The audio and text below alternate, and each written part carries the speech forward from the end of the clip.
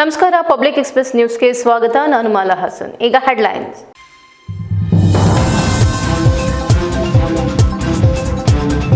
Christmas ರಜೆಯನ್ನ December 25ಕ್ಕೆ ಮಾತ್ರ ಸೀಮಿತಗೊಳಿಸಬೇಕು. 10 ದಿನಗಳ ರಜೆಯನ್ನ ಕೂಡಲೇ ರದ್ದುಗೊಳಿಸಿ ಸರ್ಕಾರಕ್ಕೆ ಎಚ್ಚರಿಕೆ ನೀಡಿದ ಪ್ರಮೋದ್ ಮುತಾಲಿಕ್.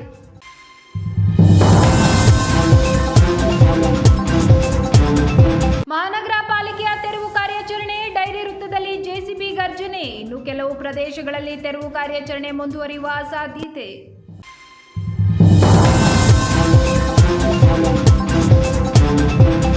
ಲಕ್ಷ ಸಂಬಳ ಬರುತ್ತಿದ್ದರೂ ಲಂಚದ ಭಿಕ್ಷೆ ಬೇಡೋ ಅಧಿಕಾರಿ. ಲೋಕಾಯುಕ್ತ ಬಲೆಗೆ ಬಿದ್ದ ಎಸಿಎಫ್ ಅಧಿಕಾರಿಯ ಸತೀಶ್. ಲಂಚ ಪಡೆಯುವ ಆಡಿಯೋ ವೈರಲ್.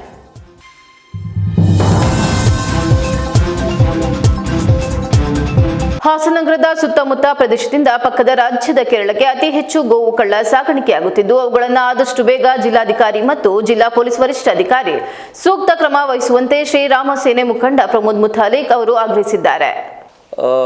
ಪ್ರತಿ ವರ್ಷ ಕ್ರಿಸ್ಮಸ್ ಹಬ್ಬ ಬರುತ್ತೆ.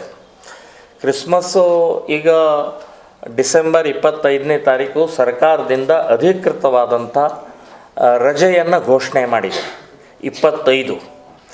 ಆದರೆ ಪ್ರತಿಯೊಂದು ಕ್ರಿಶ್ಚಿಯನ್ ಕಾನ್ವೆಂಟ್ ಸ್ಕೂಲ್ನಲ್ಲಿ 10 ದಿನ ರಜೆ ಕೊಡ್ತಾರೆ. ಪ್ರತಿಯೊಂದು ಕ್ರಿಶ್ಚಿಯನ್ ಕಾನ್ವೆಂಟ್ ಸ್ಕೂಲ್ಗಳಲ್ಲಿ ಓದುವಂಥ ಮಕ್ಕಳು 99% ಹಿಂದೂಗಳಿರ್ತಾರೆ.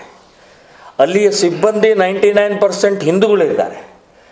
ಶಿಕ್ಷಣ ಕಲಿಸುವಂಥ ಶಿಕ್ಷಕ ವರ್ಗದವರು ಕೂಡ 99% ಹಿಂದೂಗಳಿರ್ತಾರೆ. ಈಗ 10 ದಿನ ರಜೆ ಯಾರು ಕೊಡ್ತಾಯಿದ್ರಿ? ಯಾಕೆ ಕೊಡ್ತಾಯಿದ್ರಿ?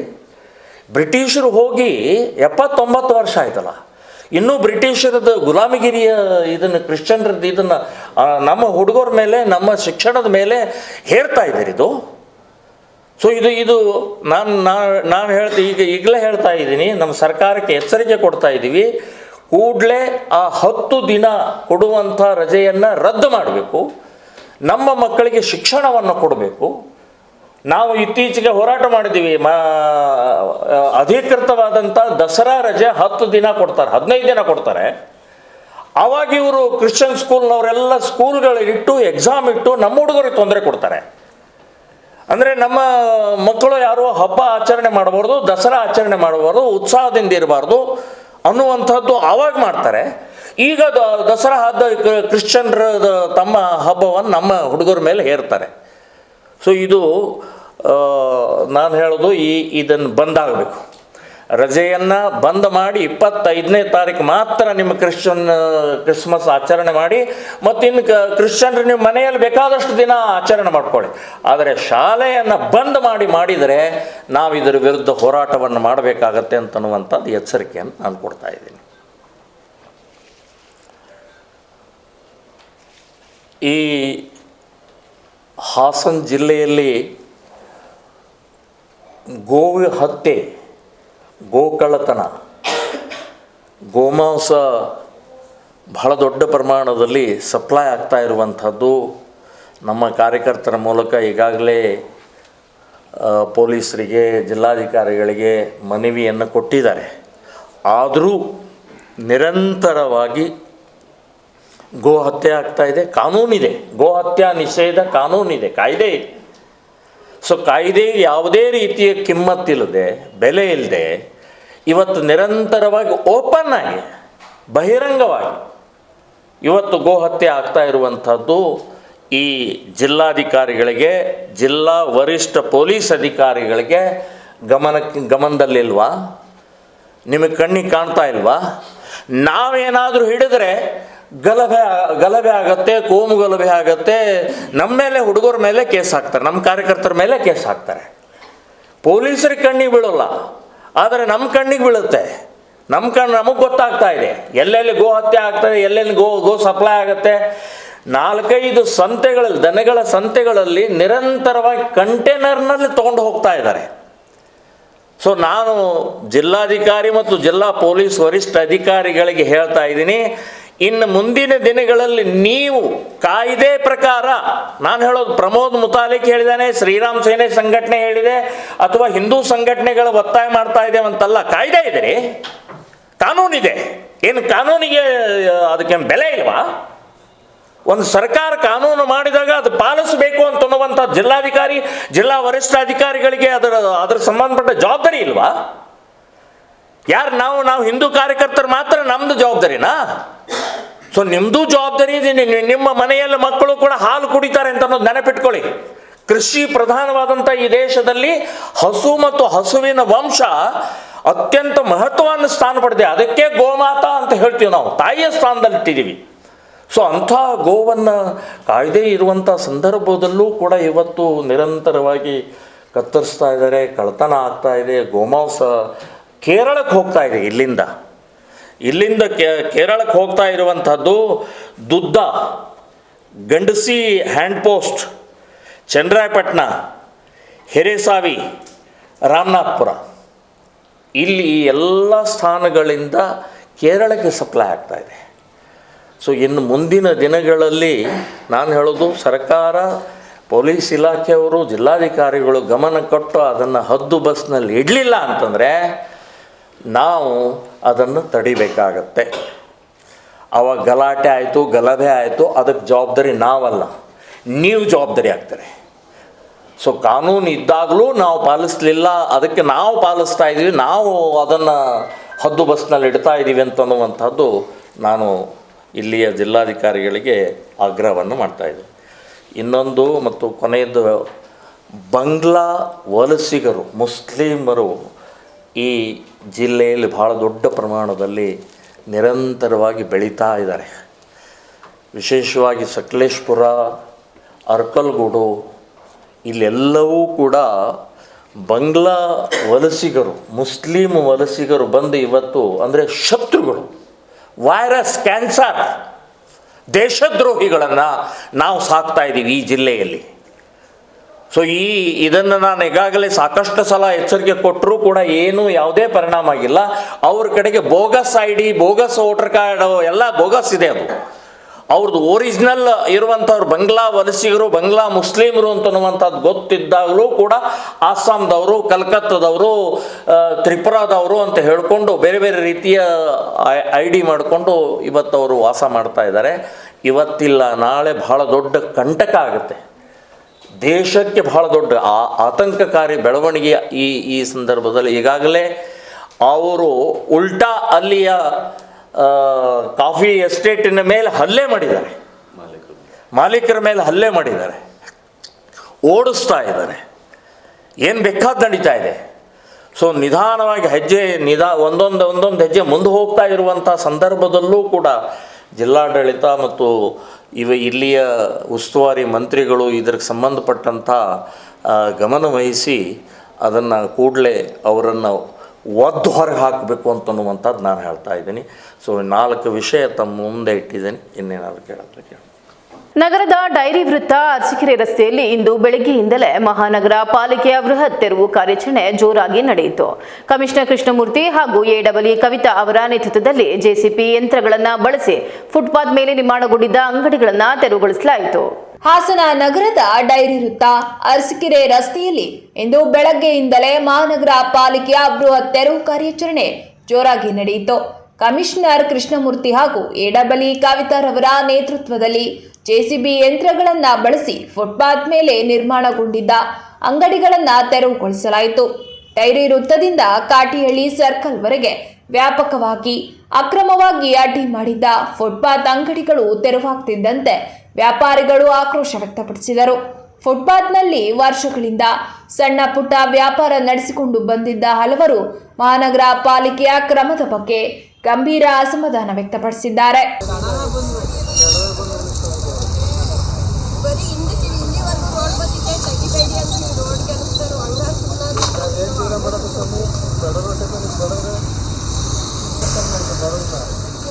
ಸರ್ಕಾರ ಇದು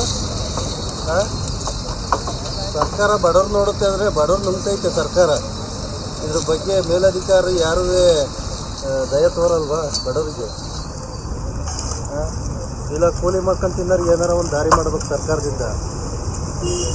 ಇವಾಗ ನಾವು ಜೀವನ ಮಾಡೋದು ಹೆಂಗೆ, ಮಕ್ಕಳು ಓದಿಸೋದು ಹೆಂಗೆ? ಟೈಮ್ ಏನು ಕೊಟ್ಟಿರ್ಲಿಲ್ವಾ? ಟೈಮ್ ಏನು ಕೊಟ್ಟಿರೋ ಸರ್, ರೋಡ್ ಮಾಡ್ತೀವಿ ಅಂತಂದರೆ ಸರ್ ಬೇಡ, ನಮ್ಮಿಂದ ಯಾಕೆ ಎಲ್ಲರಿಗೂ ತಂದು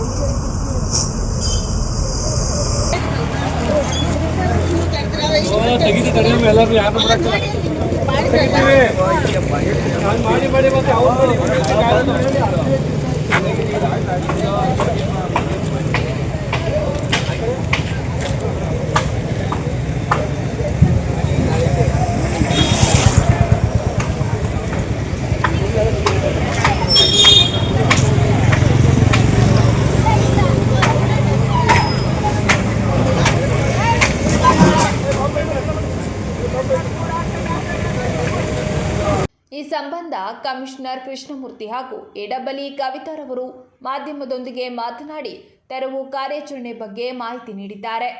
ಸರ್, ಅಂಗಡಿಗಳಂತ ಏನಿಲ್ಲ. ಏನಂತಂದರೆ ಇದು ಅರಸೀಕೆರೆ ರಸ್ತೆಗೆ ಹೊಂದ್ಕೊಂಡಿರೋಂಥ ಜಾಗ ಇದು. ಮತ್ತು ಇಲ್ಲಿ ಪಾಲಿಟೆಕ್ನಿಕ್, ಸರ್ಕಾರಿ ಪಾಲಿಟೆಕ್ನಿಕ್ ಕಾಲೇಜ್ ಇದೆ. ಮತ್ತು ಈಗಾಗಲೇ 2-3 ಕಂಪ್ಲೇಂಟ್ ಆಗಿದ್ದಾವೆ. ಈ ಅಂಗಡಿಗಳಲ್ಲಿ ಬೇರೆ ಬೇರೆ ರೀತಿಯ ಆ್ಯಕ್ಟಿವಿಟೀಸ್ ಆಗ್ತಾಯಿದ್ದಾವೆ ಅಂತ. ನಮಗೂ ಕೂಡ ಈ ಕಾಲೇಜ್ ಪ್ರಿನ್ಸಿಪಲ್ ಅವ್ರು ಕಂಪ್ಲೇಂಟ್ ಮಾಡಿದರು, ಇದು ಇಷ್ಟನ್ನು ತೆಗೆಸಿ ಅಂತ. ಆದ್ರೂ ಕೂಡ ನಾವು ಒಂದು 2-3 ಸತಿ ಇವ್ರು ಬಂದು ಎಚ್ಚರಿಕೆಯನ್ನೆಲ್ಲ ನೀಡಿದ್ವಿ. ಇವರು ಯಾವುದೇ ರೀತಿಯ ಕ್ರಮ ತಗೊಂಡಿಲ್ಲ. ಮತ್ತು ನಗರದ ಸೌಂದರ್ಯಕ್ಕೆ ಮತ್ತು ಪಾದಚಾರಿಗಳ ಓಡಾಟಕ್ಕೆ ಸಿಕ್ಕಾಪಟ್ಟೆ ತೊಂದರೆ ಆಗಿತ್ತು. ಹಾಗಾಗಿ ಮಾನ್ಯ ಜಿಲ್ಲಾಧಿಕಾರಿಗಳು ಕೂಡ ಅನೇಕ ಬಾರಿ ಇದನ್ನೆಲ್ಲ ನಮಗೆ ನಿರ್ದೇಶನ ನೀಡಿದರು. ಮತ್ತು ಎಲ್ಲ ಸಾರ್ವಜನಿಕರು, ಕಾಲೇಜು ಮತ್ತು ಜಿಲ್ಲಾಡಳಿತ ಮತ್ತು ಎಲ್ಲರ ಇದರಿಂದ ನಾವು ಏನು 3-4 ಸತಿ ಹೇಳಾದ್ಮೇಲೆ ಕೂಡ ಅದೇ ಇದ್ದಿದ್ದರಿಂದ ನಾವು ಈ ರೀತಿ ಇವತ್ತು ತೆರವುಗೊಳಿಸಿದ್ದೀವಿ. ಎಲ್ಲವುದನ್ನು ಮಾಡ್ತೀವಿ ಸರ್. ಈಗಾಗಲೇ ಮಹಾನಗರ ಪಾಲಿಕೆ ವ್ಯಾಪ್ತಿಯಲ್ಲಿ 3-4 ಕಡೆ ಎಚ್ಚರಿಕೆ ನೀಡಿ ಈ ಥರ ಹಾಕೊಂಡವ್ರನ್ನೆಲ್ಲ ತಗ್ಸಿದ್ದೀವಿ. ಹಂತವಾಗಿ ಎಲ್ಲ ಪ್ರದೇಶಗಳಲ್ಲಿ ಈ ಥರ ಏನು ಹಾಕೊಂಡಿದ್ದಾರೆ ಅವರು ತೆರವುಗೊಳಿಸ್ಕೋಬೇಕು.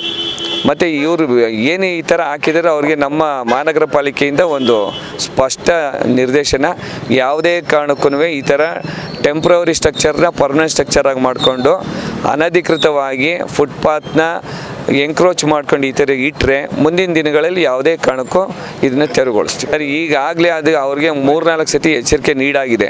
ಮತ್ತು ನಮ್ಮ ಎಡಬಲಿ ಕವಿತಾ ಮೇಡಮು ಮತ್ತು ನಮ್ಮ ಹೆಲ್ತ್ ಇನ್ಸ್ಪೆಕ್ಟರ್ಸು ಎಲ್ಲರೂ 2-3 ಸತಿ ಅದನ್ನು ತೆಗ್ಸೋ ಆಗಿದೆ ಸರ್. ಕ್ರಮೇಣವಾಗಿ 1 ವಾರ 1 ತಿಂಗಳು ಆದಮೇಲೆ ಮತ್ತೆ ಅದೇ ರೀತಿ ಅವ್ರು ಮಾಡ್ಕೋತಾ ಇದ್ದಾರೆ. ಆದರೆ ಈ ಸರಿ ಮುಂದಿನ ಸರಿ ಏನಾದರೂ ಅದನ್ನು ನಾವು ಕರೆಕ್ಟಾಗಿ ಪ್ಲ್ಯಾನ್ ಮಾಡಿ ಅವ್ರನ್ನ ಏನು ಮಾಡಬೇಕು ಅಂತ ಈಗ ಚರ್ಚೆ ಮಾಡ್ತಾಯಿದ್ವಿ. ಅವ್ರನ್ನ ಬೇರೆ ರೀತಿಯಾಗಿ ಈ ಸತಿ ಹ್ಯಾಂಡಲ್ ಮಾಡ್ತೀವಿ ಸರ್. ಮೊದಲನೇದಾಗಿ ಅವ್ರು ಇಟ್ಕೊಂಡಿರೋದೇ ದೊಡ್ಡ ತಪ್ಪು. ಎರಡನೇದಾಗಿ ಅವ್ರು ಮಾಡಿರೋ ತಪ್ಪನ್ನು ನಾವು ಪದೇ ಹೇಳೋದಕ್ಕಾಗಲ್ಲ. ಅವರಿಗೆ ಒಂದು ಸಾಮಾನ್ಯ ಜ್ಞಾನ ಇರಬೇಕು. ಆ ಕಡೆ ಕಾಲೇಜ್ ಇದೆ, ಸಾವಿರಾರು ಮಕ್ಕಳು ಓದ್ತಾ ಇದ್ದಾರೆ, ಈ ಕಡೆ ಹೈವೇ ಇದೆ. ಸೊ ಆ ಬಸ್ ಸ್ಟ್ಯಾಂಡ್ ಒಂದು ಸತಿ ಹೋಗಿ ನೋಡಿ, ಆ ಜನ ನಿಂತರೆ ಆ ಬಸ್ ಬರ್ತಾ ಇದೆಯಾ ಇಲ್ಲ ಅಂತ ನೋಡೋಕ್ಕಾಗಲ್ಲ. ಬಸ್ ಸ್ಟ್ಯಾಂಡಿಂದ ಹೊರಗಡೆ ನೋಡಬೇಕು, ಬಸ್ ಸ್ಟ್ಯಾಂಡ್ ಪಕ್ಕ ಈ ಕಡೆ. ಸೊ ಅವರು ಅಂದರೆ ಅವರಿಗೆ ನಾವು ಇನ್ಫಾರ್ಮ್ ಮಾಡೋಕ್ಕೆ ಇದೇ ಇಲ್ಲ. ಫಸ್ಟ್ ಆಫ್ ಆಲ್ ಅವ್ರು ಇಟ್ಕೋಬಾರ್ದು. ಈ ಹಿಂದೆ ನಾವು ಬರೋಕ್ಕೂ ಮುಂಚೆ 1 ಬಾರಿ ಇದನ್ನು ತೆಗ್ಸಿದ್ದಾರೆ ಅಂತ ಕೇಳ್ಪಟ್ಟಿದ್ದೀವಿ. ಅಲ್ಲಿಗೆ ಇದು ಒಂದು ಇಟ್ಕೊಳ್ದೇ ಇರೋ ಜಾಗ ಅಂತ ಜನಕ್ಕೆ ಗೊತ್ತಿರಬೇಕಿತ್ತು. ಆಯಿತು, ಗೂಡಂಗಡಿ ಇಟ್ಕೊಂಡ್ರು, ಏನು ತಳ್ಳಗಾಡಿ ಇಟ್ಕೊಂಡ್ರು. ಪರ್ಮನೆಂಟ್ ಸ್ಟ್ರಕ್ಚರ್ ದೊಡ್ಡ ಟಾರ್ಪಲ್ ಹಾಕ್ಕೊಂಡು ಅದರೊಳಗಡೆ ಸಿಗರೇಟ್ ಅಂತೆ, ನಮಗೆ ಮಾಹಿತಿ ಬಂದಿರೋ ಪ್ರಕಾರ ಗಾಂಜಾ ಮತ್ತು ಗುಟ್ಕಾ ಅದೆಲ್ಲ ಸೇಲ್ ಆಗ್ತಾ ಇದೆ, ಸ್ಟೂಡೆಂಟ್ಸ್ ಹಾಳಾಗ್ತಾ ಇದ್ದಾರೆ ಅಂತ ಕೇಳ್ಪಟ್ವಿ. ಸೊ ನಮಗೆ ಮೇಜರ್ ಆಗಿ ವಿದ್ಯಾರ್ಥಿಗಳ ಒಂದು ಹಿತದೃಷ್ಟಿಯಿಂದ ಜೊತೆಗೆ ಸಾರ್ವಜನಿಕರ ಹಿತದೃಷ್ಟಿಯಿಂದ ತೆಗ್ದಿದ್ದೀವಿ. ನಾವು ಇಂಟಿಮೇಷನ್ ಕೊಡೋ ಅವಶ್ಯಕತೆ ಇಲ್ಲ. ಇನ್ನು ಮುಂದೆ ಯಾರೇ ಇವರು ಅಂತಲ್ಲ, ಇಡೀ ಮಹಾನಗರ ಪಾಲಿಕೆ ವ್ಯಾಪ್ತಿನಲ್ಲಿ ಯಾರ್ಯಾರು ಇಟ್ಕೊಂಡಿದ್ದಾರೆ ಯಾವುದೇ ಇಂಟಿಮೇಷನ್ ಕೊಡ್ದಲ್ಲೇ ನಾವು ತೆಗಿತೀವಿ. ಈಗಲೇ ಅವ್ರು ಎಚ್ಚೆತ್ಕೊಂಡ್ರೆ ಸರಿ, ಇಲ್ಲ ಅಂತಂದರೆ ನಾವು ಯಾವುದೇ ಮುಲಾಜಿಗೆ ಒಳಗಾಗಲ್ಲ.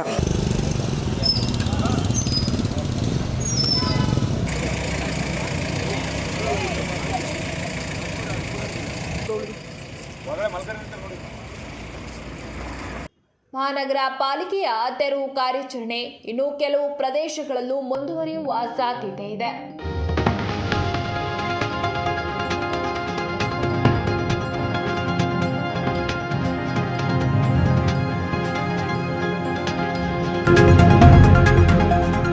ಅರಣ್ಯ ಸಂಚಾರಿ ದಳದ ಎಸಿಎಫ್ ಸತೀಶ್ ಅವರು ಲಂಚ ಸ್ವೀಕರಿಸಿದ ಆರೋಪದ ಮೇಲೆ ಲೋಕಾಯುಕ್ತ ಬಲೆಗೆ ಬಿದ್ದು ಬಂಧಿತರಾಗಿದ್ದು, ಎಸಿಎಫ್ ಸತೀಶ್ ಅಖಿಲೇಶ್ ಅವರಿಂದ ಲಂಚ ಸ್ವೀಕರಿಸಿರುವ ಬಗ್ಗೆ ಮಾತನಾಡಿರುವ ಆಡಿಯೋ ವೈರಲ್ ಆಗಿದೆ. ಅದು ಗಾಡಿ ಮೇಲೆ ಹಂಗಾಗಿ ಎತ್ತಿಲ್ಲ ಫೋನು. ಅದು ಅಡ್ಜಸ್ಟ್ ಮಾಡ್ತಾ ಇದೀನಿ ಸರ್. ಇಲ್ಲಿ ಅದು ಫೋನ್ ಪೇ ಬೇರೆ ಇದು ವರ್ಕ್ ಆಗ್ತಿಲ್ಲ ಇವಾಗ ಸರ್. ನಾಳೆ ಕ್ಯಾಶ್ ಆದ್ರೆ ಕೊಟ್ರೆ ಆಗತ್ತಾ? ಏ ಇಲ್ಲ, ಈಗ ಬೇಕಾಗಿತ್ತು ಬೇರೆ ಕಡೆಯಿಂದ ಹಾಕಿಸ್ತೀನಿ, ಅಡ್ಜಸ್ಟ್ ಮಾಡ್ತಾ ಇದೀನಿ ಒಂಚೂರು. ಹ್ಮ್. ಸಂಜೆ half an ಒಳಗಡೆ hour ಮಾಡ್ಬಿಡ್ತೀನಿ ಸರ್. ಒಂದು ಹಾಫ್ ಅನ್ ಅವರ್ ಅಲ್ಲಿ ಆಗಲ್ವಾ? ಟ್ರೈ ಮಾಡ್ತೀನಿ ಸರ್ ನಾನು. ಅದು ಇದನ್ನ ನಾಳೆ ಆಗಿದ್ರೆ ಬೆಳಗ್ಗೆ ಒಂದು ಪೂಜೆ ಇತ್ತು ಸರ್, ಮುಗಿಸ್ಕೊಂಡಿದ್ರೆ ಸ್ವಲ್ಪ ಅಮೌಂಟ್ ಅಡ್ಜಸ್ಟ್ ಆಗ್ತಿತ್ತು. ನಾಳೆ ನಾವು ಆ ಕಡೆ ಬರ್ತೀವಿ, ಶಿವಮೊಗ್ಗ ಕಡೆ. ಹ್ಮ್. ನೀವು ಈಗ ಸ್ವಲ್ಪ ಇದು ಮಾಡಿ. ಸರಿ ಸರಿ ಸರ್. ಸರ್ ನಮಸ್ತೆ. ನಮಸ್ತೆ. ನಮಸ್ತೆ ಸರ್. ಅದು ಅಮೌಂಟ್ ಸ್ವಲ್ಪ ಹೇಳಿದ್ರಲ್ಲ ಸರ್, ಅಡ್ಜಸ್ಟ್ ಆಯ್ತು. ಹಾ. ಈಗ ಹಾಕೋಣ ಸರ್. ಈಗ ಎಷ್ಟು 5 10 ಅಡ್ಜಸ್ಟ್ ಆಗಿದೆ ಸರ್. ಅಡ್ಜಸ್ಟ್ ಆಗಿದೆ, ಆಯ್ತು ಹಾಕಿ, ನಾವು ಬೇಗ ಮುಗಿಸೋಣ. ಹಾ ಸರ್, ಅದೊಂಚೂರು ಬೇಗ ಇದು ಮುಗಿಸ್ಕೊಡಿ. ಅದೇ ನಾನು ಹೇಳಿದಕ್ಕೆ ನೀವು ಇದಾಗಿರ್ಬೇಕು. ಹಾ ಸರ್. ಮತ್ತೆ ಇದು ಇನ್ನೊಂದ್ಸರಿ ಸ್ಟೇಟ್ಮೆಂಟ್ ತಗೋತೀನಿ, ಬಟ್ ಅವ್ರಿಗೆ ಏನೇನ್ ಮಾಡ್ಬೇಕು ಅದ್ ಮಾಡಲೇಬೇಕು ನಾವು. ಹಾ ಸರ್. ಯಾರಿಗೆ? ಸರ್ಕಿಟ್ಗೆ. ಹಾ ಸರ್. ಸರ್ಕಿಟ್ ಮತ್ತೆ ಅವನ ಹೆಸರು ಇನ್ನೊಬ್ಬ ಬೆಂಗಳೂರು ಶಿವಕುಮಾರ್ ಪೂಜಾಲೋಕ. ಹಾ ಸರ್. ಹೌದು. ಅವನ ಜೊತೆ ನೀವೇನು ಮಾತಾಡಕ್ ಹೋಗ್ಬೇಡಿ. ಇಲ್ಲ ಸರ್. ನೀವೇನು ಮಾತಾಡಕ್ ಹೋಗ್ಬೇಡಿ. ಅವನ ಮೇಲೂ ನಾವು ಮಾಡ್ಲೇಬೇಕು, ಏನು ಮಾಡಕ್ಕಾಗಲ್ಲ. ನೀವು ಹೇಳಿದ್ರ ಮೇಲೆ ಅದು ಮಾಡ್ಬೇಕು. ನನಗೆ ಇದಕ್ಕೂ ಸಂಬಂಧ ಇಲ್ಲ, ನನಗೆ ಗೊತ್ತಿಲ್ಲ. ಇದು ಜಸ್ಟ್ ಗಿಡಮೂಲಿಕೆ. ನನ್ನ ಒಂದು ಜ್ಞಾನ ಇಲ್ಲ. I can't distinguish whether it is herb or animal ಅಂತ. ಸರಿ ಸರ್. ಅದ್ರ ಬಗ್ಗೆ ನನಗೆ ನಾಲೆಡ್ಜೇ ಇಲ್ಲ. ಸರಿ ಸರ್. ನೀವು ಅದಕ್ಕೆ ಸ್ಟಿಕನ್ ಆಗಿ. ನಾನು ಅದೇ ಇನ್ನೊಂದು 8-10 days ಆಗುತ್ತೆ ಎಲ್ಲ. ನಾವು ಬೆಂಗಳೂರಿಗೆಲ್ಲ ಹೋಗ್ಬೇಕು. ಮತ್ತೆ ಇಲ್ಲಿ ನಾಳೆ ಶಿವಮೊಗ್ಗ. ಸರಿ ಸರ್. ಸರ್ಕಿಟ್ ಹೋಗ್ಬೇಕು. ಸರಿ ಸರ್. ಅವ್ರನ್ನು ಹಲೋ ಕೊಡ್ತಾ ಇರ್ತೀನಿ. ಹಲೋ, ನೆಟ್ವರ್ಕ್ ಸಿಕ್ಕಲ್ಲ. ಇದೇ ನೆಟ್ವರ್ಕ್ ಸಿಗ್ತಾ ಇಲ್ಲ. ಸರಿ, ಹಂಗೆ ಲೈನ್ ಇರಿ ಸರ್, ಹಾಕ್ಬಿಡ್ತೀನಿ ಇವಾಗಲೇ. ನೆಟ್ವರ್ಕ್ ಇಲ್ಲ ಅಲ್ಲಿ.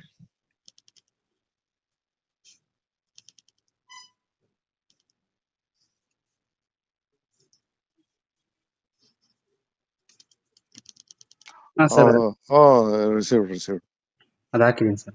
Okay sir. ನಾನು ಅಪ್ಡೇಟ್ ಮಾಡ್ತಿರ್ತೀನಿ. ಇನ್ನೊಂದು 10 days ತರ್ಕೊಳ್ಳಿ. ನಾನು ಅಷ್ಟೊತ್ತಿಗೆ ಶಿವಮೊಗ್ಗ ಬೆಂಗಳೂರು ಒಂದು ಲೆವೆಲ್ ಇದು ಮಾಡಿ ಆಮೇಲೆ ನಿಮ್ದು ನೆಕ್ಸ್ಟ್ ಫೈನಲ್ ಇದು ಮಾಡ್ತೀನಿ. ಸರಿ ಸರ್, ಅದೊಂದು ಬೇಗ ಮುಗಿಸ್ಕೊಡಿ ಸರ್. ಅದೊಂದು ಬೇಗ ಅಂತ ಹೇಳ್ಬಿಡಿ. ಅದು ಪ್ರೋಸೆಸ್ ನಡೆಯುತ್ತೆ. ಅದ್ರಿಂದ ಒಟ್ನಲ್ಲಿ ನೀವು ಎಷ್ಟೇ ಆದ್ರೂ ನಿಮ್ಮ ಫ್ರೀನೆಸ್ಗೆ ಯಾರು ಅಲ್ಲ. ನಿಮ್ಮ ಕೆಲಸ ಕಸಬು ಏನ್ ಬೇಕಾದ್ರೂ ಮಾಡ್ಕೊಳ್ಳಿ, ಕೈ ಹಾಕಕ್ ಹೋಗ್ಬಿಡಿ. ಆರಾಮಾಗಿ ಅಲ್ಲಿ ಪೂಜೆಗಳು, ಒಳ್ಳೊಳ್ಳೆ ಪೂಜೆಗಳು ಮಾಡಿಸ್ಕೊಂಡು ಮಾಡಿ. ಅದ್ರ ಯಾವ್ದೇ ಆಗಲ್ಲ. ಮತ್ತೆ ನಿಮ್ಗೇನು ಪದೇ ಬನ್ನಿ ಅಂತಾನು ಹೇಳಲ್ಲ. ಒಂದ್ಸರಿ ಫೈನಲ್ ನಾನು ತಗೊಬಿಟ್ರೆ ನೀವು ಇಲ್ಲಿ ಬರೋ ಅವಶ್ಯಕತೆ ಇಲ್ಲ. ಆಯ್ತಾ? ನಾನು ಮಾಡ್ಕೊಡ್ತೀನಿ. ನಮ್ಮ ಕೆಲಸ ಏನಿದೆ ಅದನ್ನ ಮಾಡ್ಕೊಡ್ತೀನಿ. ಇದ್ರ ಬಗ್ಗೆ ಯೋಚನೆ ಮಾಡ್ಬಿಡಿ. ತಲೆಯಿಂದ ತೆಗೆದಾಕ್ಬಿಟ್ಟು ನಿಮ್ದಿಯಾಗಿ ಪೂಜೆ ಗೀಜೆ ಮಾಡ್ಕೊಂಡು ಕೆಲಸ ಮಾಡಿ ನೀವು. ಸರಿ ಸರ್. ಓಕೆ ಅಲ್ಲ ಸರ್? ಓಕೆ. ಸರಿ. ರಾಜ್ಯದಲ್ಲಿ ಕೆಪಿಎಸ್ಸಿ ಮ್ಯಾಗ್ನೆಟ್ ಯೋಜನೆ ಹೆಸರಿನಲ್ಲಿ ಸಾವಿರಾರು ಸರ್ಕಾರಿ ಶಾಲೆಗಳನ್ನು ಮುಚ್ಚುವ ಪ್ರಯತ್ನ ಸರ್ಕಾರ ಕೈಗೊಂಡಿದ್ದು, ಈ ಕ್ರಮವನ್ನು ಎಐಡಿಎಸ್ಒ ವಿದ್ಯಾರ್ಥಿ ಸಂಘಟನೆ ತೀವ್ರವಾಗಿ ಖಂಡಿಸಿದೆ ಎಂದು ಸಂಘಟನೆಯ ಜಿಲ್ಲಾ ಸಂಚಾಲಕಿ ಚೈತ್ರ ಆರೋಪಿಸಿದ್ದಾರೆ. ಹಾಸನದಲ್ಲಿ ನಡೆದ ಪತ್ರಿಕಾಗೋಷ್ಠಿಯಲ್ಲಿ ಮಾತನಾಡಿದ ಅವರು, ಸರ್ಕಾರ ಒಂದೇ ಒಂದು ಶಾಲೆಯನ್ನ ಮುಚ್ಚುವುದಿಲ್ಲ ಎಂದು ಭರವಸೆ ನೀಡುತ್ತಿದ್ದರು. ಅದರ ವಿರುದ್ಧವಾಗಿ ಸರ್ಕಾರಿ ಆದೇಶಗಳಲ್ಲಿ ಶಾಲೆಗಳನ್ನು ವಿಲೀನಗೊಳಿಸುವ ಕುರಿತು ಸುತ್ತೋಲೆಗಳು ಈಗಾಗಲೇ ಹೊರಬಿದ್ದಿದೆ. ರಾಜ್ಯದ 40,000ಕ್ಕೂ ಹೆಚ್ಚು ಸರ್ಕಾರಿ ಶಾಲೆಗಳು ವಿಲೀನಗೊಳ್ಳುವ ಅಪಾಯದಲ್ಲಿವೆ. ಗ್ರಾಮ ಪಂಚಾಯಿತಿಗೆ ಒಂದರಂತೆ 6,000 ಮ್ಯಾಗ್ನೆಟ್ ಶಾಲೆ ತೆರೆಯುವ ಯೋಜನೆ ಹೆಸರಿನಲ್ಲಿ ದೊಡ್ಡ ಮಟ್ಟದ ಶಾಲಾ ಮುಚ್ಚುವಿಕೆಗೆ ವೇದಿಕೆ ಸಿದ್ಧವಾಗಿದ್ದು, ಮೊದಲ ಹಂತದಲ್ಲೇ 800 ಶಾಲೆಗಳನ್ನು ಮ್ಯಾಗ್ನೆಟ್ ಶಾಲೆಗಳಾಗಿ ಗುರುತಿಸಲಾಗಿದೆ. ರಾಮನಗರ ಜಿಲ್ಲೆಯ ಚನ್ನಪಟ್ಟಣ ತಾಲೂಕಿನ ಹೊಂಗನೂರು ಸರ್ಕಾರಿ ಶಾಲೆಯನ್ನ ಪೈಲಟ್ ಮ್ಯಾಗ್ನೆಟ್ ಶಾಲೆ ಎಂದು ಘೋಷಿಸಿರುವ ಸರ್ಕಾರ, ಅದರ 6 ಕಿಲೋಮೀಟರ್ ವ್ಯಾಪ್ತಿಯಲ್ಲಿರುವ ಶಾಲೆಗಳ ವಿಲೀನ ಪ್ರಕ್ರಿಯೆಗೆ ತುರ್ತು ಆದೇಶ ಹೊರಡಿಸಿದೆ. ಇದರಿಂದ ಸ್ಥಳೀಯ ಗ್ರಾಮಸ್ಥರು ದೊಡ್ಡ ಮಟ್ಟದ ಹೋರಾಟ ಆರಂಭಿಸಿದ್ದು, ಇದೇ ಪರಿಸ್ಥಿತಿ ಬೇರೆ ಜಿಲ್ಲೆಗಳಲ್ಲಿಯೂ ಮುಂದುವರಿಯುವ ಸಾಧ್ಯತೆ ಇದೆ ಎಂದು ಎಚ್ಚರಿಸಿದರು. 5,900 ಹತ್ತತ್ರ ಗ್ರಾಮ ಪಂಚಾಯತಿಗಳಿರೋದು. ಹಾಗಿದ್ರೆ ನೀವು ಗ್ರಾಮ ಪಂಚಾಯತಿಗೆ ಒಂದೇ ಸರ್ಕಾರಿ ಶಾಲೆ ಉಳಿಸ್ತೀರಾ ಅನ್ನೋದಾದ್ರೆ 49,000 ಸರ್ಕಾರಿ ಶಾಲೆಗಳಲ್ಲಿ ಉಳಿಯೋದು ಕೇವಲ 5,900 ಶಾಲೆಗಳು ಮಾತ್ರ. ಹಂಗಿದ್ರೆ ಗ್ರಾಮ ಪಂಚಾಯತಿಗೆ ಒಂದೇ ಶಾಲೆ ಉಳಿಸೋ ಯೋಜನೆನ ಇದು? ಹಂಗಿದ್ರೆ ಇನ್ನು 44,000 ಸರ್ಕಾರಿ ಶಾಲೆಗಳ ಕತೆ ಏನು? ಇದು ನಮ್ಮ ಪ್ರಶ್ನೆ. ಹಾಗಾಗಿ KPS ಮ್ಯಾಗ್ನೆಟ್ ಶಾಲೆಗಳ ಹೆಸರಿನಲ್ಲಿ ಇವತ್ತು ಸಾವಿರಾರು ಶಾಲೆಗಳನ್ನ ಮುಚ್ಚಕ್ಕೇನು ಹೊರಡ್ತಾ ಇದೆ ಸರ್ಕಾರ, ಇದನ್ನ ನಾವು ವಿರೋಧಿಸ್ತೀವಿ. ಆಲ್ರೆಡಿ ಹಲವಾರು ಪ್ರತಿಭಟನೆಗಳನ್ನ ಮಾಡ್ತಾ ಸ್ಟೇಟ್ ಲೆವೆಲ್ ಆಗಿರ್ಬೋದು, ಡಿಸ್ಟ್ರಿಕ್ಟ್ ಲೆವೆಲ್ ಪ್ರೊಟೆಸ್ಟ್ಗಳನ್ನ ಮಾಡಿದ್ದೀವಿ ಇದನ್ನು ವಿರೋಧಿಸಿ. ನಮ್ಮ ಉದ್ದೇಶ ಇರೋದೇನೆ ಇವತ್ತು ಸರ್ಕಾರಿ ಶಾಲೆಗಳು ಹೊಸದಾಗಿ ಸ್ಟಾರ್ಟ್ ಆಗೋದ್ರ ಬಗ್ಗೆ ನಮ್ಗೆ ವಿರೋಧ ಇಲ್ಲ. ಬದಲಾಗಿ ಆ ಶಾಲೆಗಳನ್ನ ಸ್ಟಾರ್ಟ್ ಮಾಡೋ ಹಿನ್ನೆಲೆಯಲ್ಲಿ ಸಾವಿರಾರು ಶಾಲೆಗಳೇನು ಮುಚ್ಚಕ್ಕೆ ಕೊಟ್ಟಿದ್ದಾರೆ ಅದಕ್ಕೆ ನಮ್ಮ ವಿರೋಧ ಇದೆ. ನಮಗೆಲ್ರಿಗೂ ಗೊತ್ತು ಈ ಶಾಲೆಗಳು ಬರೋದ್ರ ಹಿಂದೆ ಎಷ್ಟು ಮಹನೀಯರ ತ್ಯಾಗ ಇದೆ, ಪರಿಶ್ರಮ ಇದೆ ಅಂತ ಹೇಳಿ.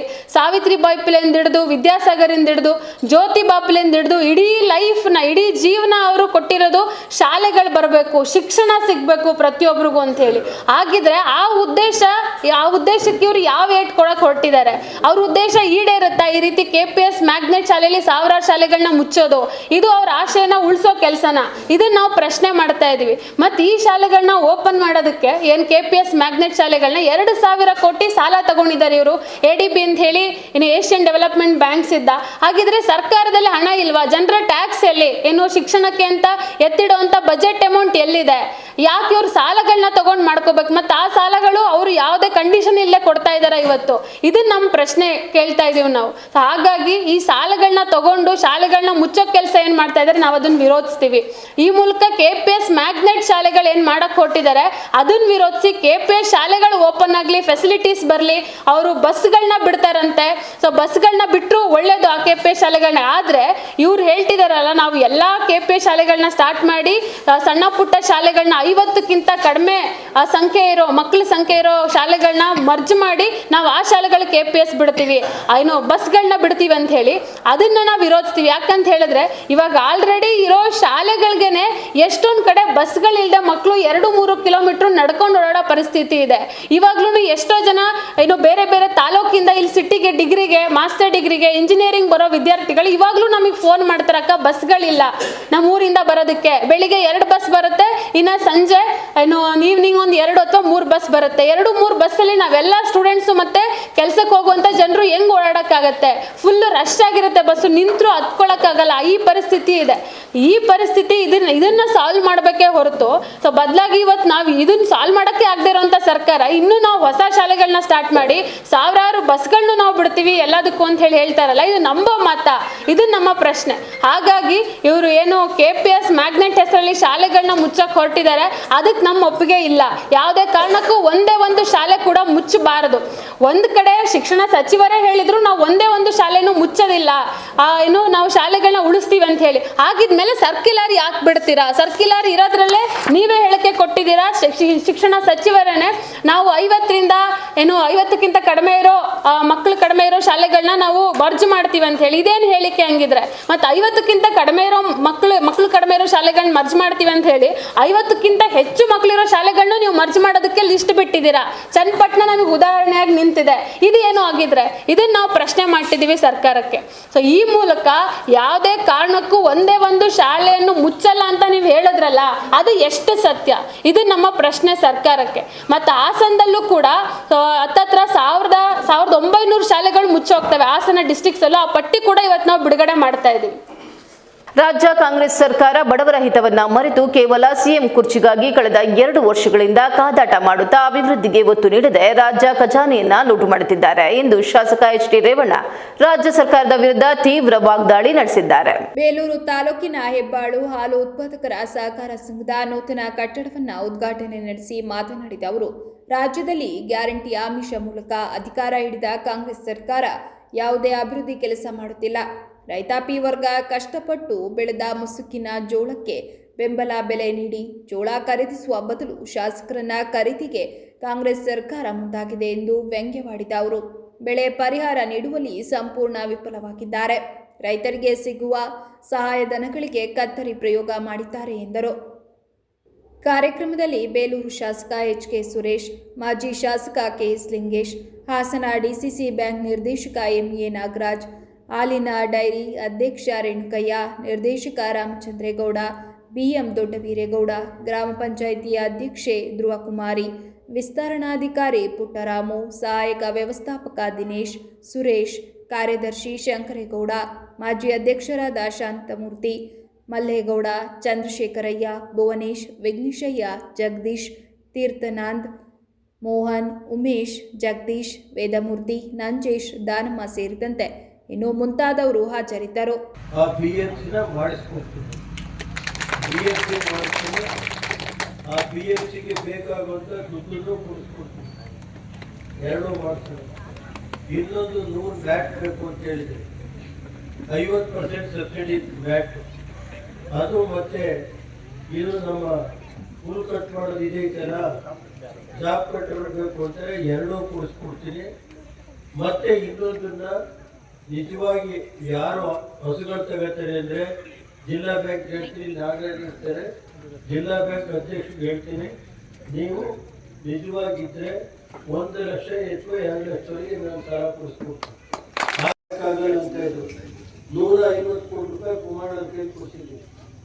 ಈಗ ಡಿಪ್ಲೊಮಾ ಕಾಲೇಜು ಕುಮಾರಣ್ಣ ಹೇಳಿದೆ, ಒಂದು ಇಂಜಿನಿಯರಿಂಗ್ ಕಾಲೇಜ್ ಮಾಡಬೇಕಾಯ್ತು, ಟೈಮ್ ಬರುತ್ತೆ, ಅದನ್ನು ಮಾಡಿಸ್ಕೊಳ್ಳೋಣ. ಏನು ಬೇಲೂರಿಗೆ ಅದನ್ನು ಹೆಬ್ಬಾಳಿ ಏನು ನೋಡ ಲಿಂಗೇಶು ಅದೇನಿದ್ರು ಮಾಡ್ಸೋಣ, ಏನು ತಲೆ ಕೆಡಿಸ್ಕೊಬೇಡಿ. ನಾವು ಟೈಮ್ ನಾಳೆ ಒಂದು ನೀರಾವರಿ ಮಂತ್ರಿ ಆಗಿದ್ದರೆ ಆಗಿ ಹೋಗೋದು, ಅದು ಯಾವುದಿದ್ರು ಚರ್ಚೆ ನಾವು ತಗೊಂಡಿಲ್ಲ, ನಾವು ತಪ್ಪು ಮಾಡಿದ್ವಿ. ನಾನು ಎನರ್ಜಿ ಮಿನಿಸ್ಟರ್ ಇದ್ದು ಎನರ್ಜಿ ಮಿನಿಸ್ಟರ್ ಬೇಕು ಅಂತೇಳಿ, ಯಾಕೆಂದರೆ ನಾವು ಊರುಗಳ ಮುಂದಿಷ್ಟು ಹೊಸದಾಗಿದೆ ಅಂತ ಮಾಡಿದ್ವಿ, ಅದು ಆಗಲಿಲ್ಲ. ಇಲ್ಲಿ ಏನೇ ಕೆಲಸ ಇರಲಿ ನಾವು ಬೇಲೂರು ವಿಧಾನಸಭಾ ಕ್ಷೇತ್ರ ಮರೆಯಲ್ಲ. ನಿಮ್ಮ ಕೆಲಸ ಏನಿದ್ರು ಮಾಡ್ತಾನೆ, ಇವತ್ತೇ ಮುಗಿದೋಗಲ್ಲ. ಬರೀ 4% ಬಡ್ಡಿ ಕೊಡ್ತಾರೆ. ಅದನ್ನು ಕೂತು ಯಾರು ಇದ್ದರೆ ಮಾಡಿ, ಯಾಕೆಂದ್ರೆ ಉಪಯೋಗ ಪಡಿಬೇಕು. ಇವತ್ತು ನಾವು ಇನ್ನು ಒಂದು 5-6 ತಿಂಗಳಲ್ಲಿ ಹಾಸನದಲ್ಲಿ ಸುಮಾರು 900ರಿಂದ 1000 ಕೋಟಿ ಡೈಲಿ ಕಟ್ತಾ ಇದ್ದೀವಿ. ಇಡೀ ರಾಷ್ಟ್ರದಲ್ಲೇ ನಮ್ಮ ಮೊದಲನೇ ಸ್ಥಾನದಲ್ಲಿರುವಂಥ ಡೈಲಿ ಅವರು ಇನ್ನೆಲ್ಲೂ ಇಲ್ಲ. ಆ ಥರ ಮಾಡ್ತಾ ಇದ್ದೀವಿ. ಎಲ್ಲ ಕೆಲಸ 100ಕ್ಕೆ 90 ಆಗಿದೆ. ಇನ್ನು ಉಳಿದಿರೋದು ಮುಂದ್ಗಡೆ ಒಂದು ಸ್ವಲ್ಪ ಹಳ್ಳ, ಆ ಕೆರೆ ಭಾಗದಲ್ಲಿ ಕೆಲಸ ಇನ್ನೊಂದು 5-6 ತಿಂಗಳಿದೆ. ಮೋದಿ ಸಾಹೇಬ್ರನ್ನೇ ಕರ್ಕೊಂಡ್ಬಂದು, ದೇವೇಗೌಡರು ಮೋದಿಯವ್ರು ಕರ್ಕೊಂಡ್ಬಂದೆ ಉದ್ಘಾಟನೆ ಮಾಡಿಸ್ಬೇಕು ಅಂತ ಮಾಡಬೇಕು ಅಂತೇಳಿ ನಮ್ಮ ಅಧ್ಯಕ್ಷರಾದಂಥ ರೇಣುಕಯ್ಯನವರು ಮತ್ತು ದೊಡ್ಡೇಗೌಡರು ಮತ್ತೆಲ್ಲ ನಮ್ಮ ಏನು ಹೆಬ್ಬಾಳ ಗ್ರಾಮದಿಂದ ನನಗೆ ಬರಲೇಬೇಕು ಅಂತ ಹೇಳಿ ನಾನು ಇವತ್ತು ನಮ್ಮ ಮುಂದೆ ಹೇಳ್ಬೇಕಾದ್ರೆ, ಇವತ್ತು ಒಂದು ಬೆಳೆ ಪರಿಹಾರ ಇಲ್ಲ. ಮನೆಗೆ 5 ಲಕ್ಷ ರೂಪಾಯಿ ಕೊಟ್ಟು ನಾವು ಮಾಡಿಸ್ತೇವೆ ಹಿಂದೆ. ಇವತ್ತು ಒಂದು ಮನೆಗೆ ಎಷ್ಟು ಕೊಡ್ತಾರೆ? 1 ಲಕ್ಷ ರೂಪಾಯಿ ಮನೆ ಕಟ್ಟಾಗಿದ್ದ ಯಾರು ರೈತರು ಕೇಳೋದಿಲ್ಲ. ಇವತ್ತು ಬೆಳೆ ಜೋಳ ಇವತ್ತು 2 ಲಕ್ಷ ಹೆಕ್ಟೇರ್ ಪ್ರದೇಶದಲ್ಲಿ ಜೋಳ, ಅದರಲ್ಲಿ ಅರ್ಧ ಬೆಳೆ ಹೋಗಿದೆ, ಯಾರು ಕೇಳೋದಿಲ್ಲ. ನಾವೇನಾದ್ರು ಹೇಳಕ್ಕೆ ಹೋದ್ರೆ ಅದಕ್ಕೊಂದು ಇದೆ ಹೇಳ್ತಾರೆ DC. ಯಾರು ರೈತರಿಗೆ ಇವತ್ತು ಒಂದು ರೂಪಾಯಿನ ಬೆಳೆ ಪರಿಹಾರ ಕೊಟ್ಟಾರ? ಇವತ್ತು ನೀವು ಮಳೆ ಬೆಳೆ ಹೋಗ್ಲಿಕ್ಕೆ ಹೈಯೆಸ್ಟ್ ತರಕಾರಿ ಬೆಳೆ ನಿಮ್ಮಲ್ಲಿ. ಅರಸೀಕೆರೆ ನಗರದ ಜಯಚಾಮ ರಾಜೇಂದ್ರ ಸಾರ್ವಜನಿಕ ಆಸ್ಪತ್ರೆಯಲ್ಲಿ ಆರೋಗ್ಯ ಮತ್ತು ಕುಟುಂಬ ಕಲ್ಯಾಣ ಇಲಾಖೆಯ ವತಿಯಿಂದ ನಡೆದ ಉಚಿತ ಡಯಾಲಿಸಿಸ್ ಕೇಂದ್ರದ ಉದ್ಘಾಟನೆಯನ್ನ ಶಾಸಕ ಕೆಎಂ ಶಿವಲಿಂಗೇಗೌಡ ನೆರವೇರಿಸಿದರು.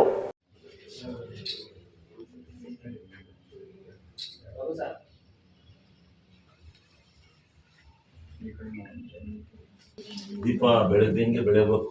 ಎಲ್ಲ ರೈತರು ಜನಗಳು ಕಷ್ಟ ನಿವಾರಣೆ ಆಗಬೇಕು. ಭಾಳ ದುಡ್ಡಿನ ಹೊಡೆತ, ಖರ್ಚು 12,000 15,000 ಬಿಲ್ ಮಾಡ್ತೀವಿ.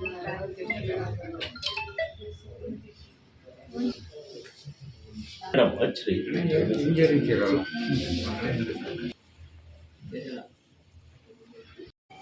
ಈ ಮೊದಲಿಗೂ ಆಗಿದೆಯಾ?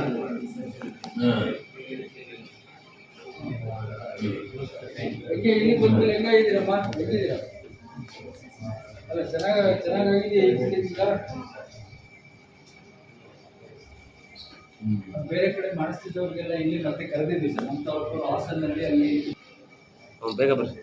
ಇಲ್ಲ ಫೋಟೋ ಹಾಕ್ತಾನೆ ನೋಡ್ರಿ ಮನ್ಸೂರು. ನಂದು ಒಂದು ಫೋಟೋ ಬಂದಿದೆ ಯಾವಾಗಲೇ.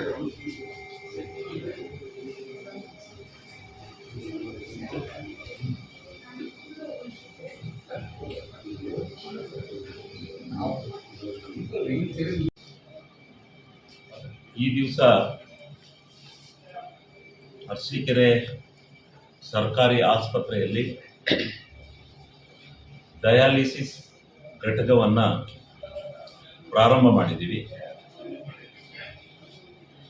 ಡಯಾಲಿಸಿಸ್ ಘಟಕ ಕೇವಲ 2-3 ಜನಕ್ಕೆ ಮಾತ್ರ ಅವಕಾಶ ಇತ್ತು. ಅದನ್ನು 14 ಜನಕ್ಕೆ ಹೆಚ್ಚಿಸಿ ಆಧುನೀಕರಣ ಮಾಡಿ ವ್ಯವಸ್ಥಿತವಾಗಿ ಆಧುನಿಕ ವ್ಯವಸ್ಥೆ ಒಳಗಡೆ ಇವತ್ತು ಈ ಘಟಕವನ್ನು 14 ಜನರಿಗೆ ಏಕಕಾಲದಲ್ಲಿ ಕೊಡ್ತಕ್ಕಂಥ ವ್ಯವಸ್ಥೆಯನ್ನು ಇವತ್ತು ಘಟಕವನ್ನು ಓಪನ್ ಮಾಡಿದ್ದೇವೆ. ಅದಕ್ಕೆ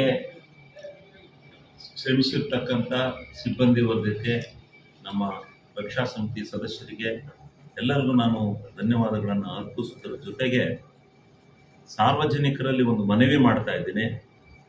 ಇನ್ನು ಮುಂದೆ ಯಾರು ಖಾಸಗಿ ಆಸ್ಪತ್ರೆಗಳಿಗೆ ಹೋಗಿ